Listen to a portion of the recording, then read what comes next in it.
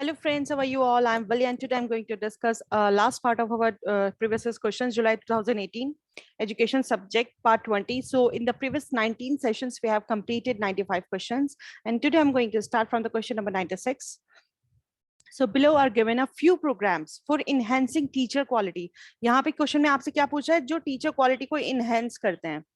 Which of these are specially related to in service teacher education से जो belong करते हैं और जो टीचर क्वालिटी को इनहेंस करते हैं, वो प्रोग्राम्स के बारे में आपको बताना है. तो इंडक्शन ट्रेनिंग हम जानते हैं ये इन सर्विस में कराई जाती है टीचर्स की स्किल्स को डेवलप करने के लिए. स्किल डेवलपमेंट ट्रेनिंग ये भी टीचर्स की होती है ताकि उनकी नॉलेज जिस तरह से वो पढ़ाते हैं वो और अच्छा पढ़ा पाए, उनकी प्रोफेशनलाइजेशन को अच्छा किया जाता है. Pedagogy courses in specific subjects, pedagogy courses तो पढ़ने के लिए होता है. इन सर्विस टीचर एजुकेशन में जब आप जॉब के अंदर आ चुके हैं उस वक्त आपकी स्किल्स को ट्रेन करना होता है कि आपको बच्चों को कैसे पढ़ाना है, अपने पेशेंस लेवल को कैसे आपको मेंटेन करना है, बच्चों की प्रॉब्लम्स को आपको कैसे समझना है, अपनी स्किल्स को कैसे आपको डेवलप करना है.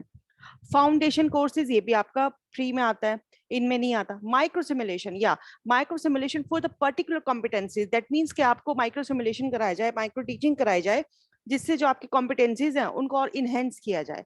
तो जो हमारे तीन ऑप्शंस हैं ये बिलोंग करते हैं हमारे इन सर्विस टीचर एजुकेशन में, जो टीचर्स क्वालिटी को इनहेंस करते हैं. तो ये तीन ऑप्शन आपके सही है, तो उसके अकॉर्डिंग हमारा second option which is your correct answer. Next question, for application of total quality management in teacher education, which of the following measures will be considered helpful?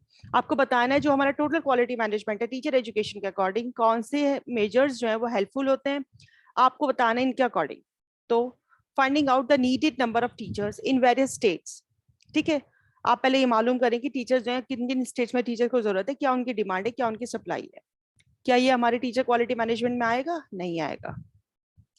भाई आपको टीचर्स की स्किल्स को कैसे इंप्रूव करना है, teachers को कहाँ improvement की जरूरत है, अपनी स्किल्स को कहाँ इनहेंस करने की जरूरत है, ये आता है टोटल क्वालिटी मैनेजमेंट में. ये थोड़ा ना किन स्टेट्स में जरूरत है वहां पे आप टीचर्स का अपॉइंटमेंट करा देंगे, ये तो नीड हो गई, ये क्वालिटी मैनेजमेंट नहीं हुआ.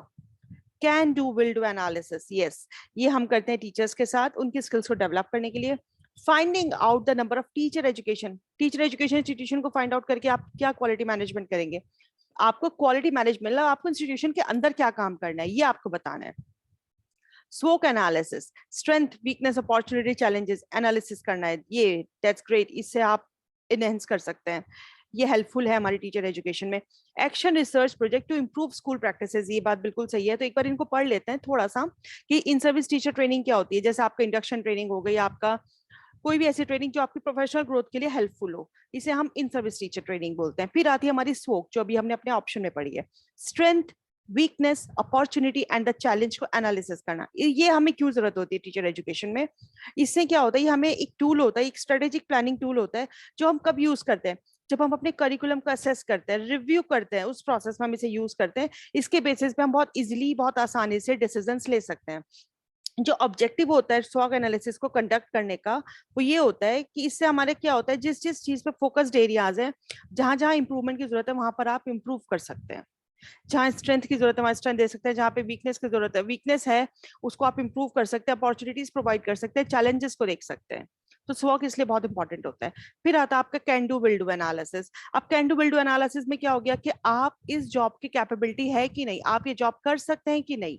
This is can do. Will do that means कि आपके अंदर ये कैपेबिलिटी है, आपकी चीजों को जज करना कि आपका इस पर्टिकुलर जॉब के लिए आप कैपेबल हैं कि नहीं.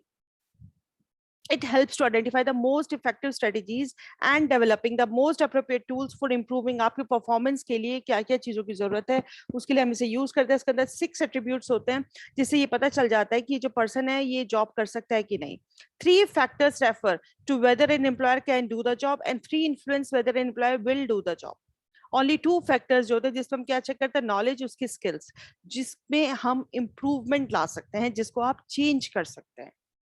तो ये होता है हमारा can do will do analysis. तो अब आपको ये क्वेश्चन अच्छे से समझ में आ जाना चाहिए क्योंकि मैंने इसमें जो दोनों पॉइंट थे अच्छे से समझा दिया है. नेक्स्ट क्वेश्चन हमारा, which of the following set of statements is relevant for describing teaching as a profession. आपको बतानी है वो स्टेटमेंट जो टीचिंग को एक प्रोफेशन के तरीके से डिफाइन करती है. Teaching profession has an organised body of knowledge. बिल्कुल ठीक बात है, टीचिंग प्रोफेशन जो है एक ऑर्गेनाइज्ड बॉडी हमारी नॉलेज का. दैट मीन्स कि एज अ टीचर ऐसे थोड़ा आप टीचर बन जाते हैं, आपके पास अपने सब्जेक्ट कंटेंट के मैटर का आपकी नॉलेज होनी चाहिए, आपको पता होना चाहिए जब आप टीचिंग प्रोफेशन में एंटर करते हैं तो उसमें आपको किन किन चीजों की जरूरत होगी, आपकी स्किल्स डेवलप होनी चाहिए, आपका कंटेंट स्ट्रांग होना चाहिए, आपका अंदर प्रोफेशनलाइजेशन होना चाहिए। कुछ एटीट्यूड्स होते हैं जिनको हमें फॉलो करना पड़ता है टीचिंग प्रोफेशन में। During of teacher training programme is not a, ये तो गलत हो गया, it's not a professional prerequisite. जब आपका टीचर ट्रेनिंग प्रोग्राम चल रहा है तो वो प्रोफेशनल प्री रिक्विजिट क्यों नहीं होगा? बिल्कुल होगा। टीचिंग प्रोफेशन उसके अपने कोड ऑफ मोरल एथिक्स है, तो हमारा सी जो हो गया वो गलत हो गया और हमारा A B and D option जो है वो करेक्ट हो गया, क्योंकि ड्यूरेशन जो होता है टीचर ट्रेनिंग प्रोग्राम का उसमें भी चाहिए होता है आपको प्रोफेशनल। जब आप ट्रेनिंग ले रहे हैं टीचिंग की तो आप प्रोफेशनल एटीट्यूड तो आप वहीं डेवलप करोगे ना अपना, तब जब आप टीचिंग प्रोफेशन में आ जाओगे फिर आप ये सब चीज अपनी यूज करोगे। तो टीचिंग प्रोफेशन जो होता है आपका एक ऑर्गेनाइज बॉडी, आपके नॉलेज की, आपका कुछ एटीट्यूड्स की जरूरत होती है उसके अंदर, आपके मोरल एथिक्स भी अच्छे होने चाहिए, आपको कैसे डील करना है अपने स्टूडेंट्स के साथ, अपने अपने कलीग्स के साथ, ये सब होना चाहिए, ये सब चीजें जरूरत है हमारे टीचिंग प्रोफेशन में। Next question and very important question, which of the following arrangement is an effective supplement? आपको बता रहे कौन सा इफेक्टिव सप्लीमेंट है जो प्रोवाइड करता है टीचर एजुकेशन को through distance mode. Edusat, smart classroom, virtual universities, ये सब हमें डिस्टेंस मोड के थ्रू एजुकेशन प्रोवाइड करती हैं। लेकिन जो मूक है आपका ये ओपन ऑनलाइन कोर्स प्रोवाइड करता है। देख लेते हैं इसको एक बार। देखो जो जी सेट जिसको हम एडुसेट बोलते हैं, ये डिस्टेंट क्लासरूम एजुकेशन के लिए for school level to higher education के लिए बहुत इंपॉर्टेंट है। लेकिन जो हमारा मूक होता है वो ओपन ऑनलाइन प्रोग्राम होता है जिसके अंदर अनलिमिटेड नंबर ऑफ लोग जो होते हैं ज्वाइन कर सकते हैं। यहाँ पे कोई बैरियर नहीं होता कि सिर्फ इतने लोग ही चाहिए होंगे, तो इसलिए मूक जो होगा इसका ये बेस्ट आंसर होगा। Next question which is last question हमारे 2018 का, which of the following has been found to be effective? आपको बताना है इसमें से इफेक्टिव कौन सा होगा for modifying teacher behaviour. Teacher behaviour को मॉडिफाई करने के लिए कौन सा सबसे ज्यादा इफेक्टिव होगा? पार्टिसिपेट करना सेमिनार्स के अंदर, interaction analysis procedure for classroom teaching behaviour, ये बिल्कुल ठीक है हमारा। जो हमारी इंटरेक्शन एनालिसिस होती है जिसमें टीचर्स बच्चों के साथ इंटरेक्ट करते हैं, जिसके अंदर इनडायरेक्ट टॉक रेशो होती है, डायरेक्ट टॉक रेशो होती है, पीपल टॉक रेशो होती है, टीचर कैसे इंटरेक्ट कर रहा है, टीचर कैसे बच्चों को पढ़ाने के लिए, मतलब इनडायरेक्ट टीचर टॉक में क्या आते हैं आपका कि कैसे टीचर बच्चों की फीलिंग्स को एक्सेप्ट करता है, कैसे प्रेज करता है, कैसे उनको इनकरेज करता है। डायरेक्ट टीचर टॉक जब बच्चा टीचर जो है लेक्चर प्रोवाइड कर रहा है, बच्चा अगर कुछ गलत करे तो उनको क्रिटिसाइज कर रहा है, ठीक है। और people teacher talk teacher student के साथ, स्टूडेंट टीचर के साथ कैसे इंटरेक्ट करता है, कैसे क्वेश्चंस के आंसर्स दे रहा है, ये होता है हमारा इंटरेक्शन एनालिसिस।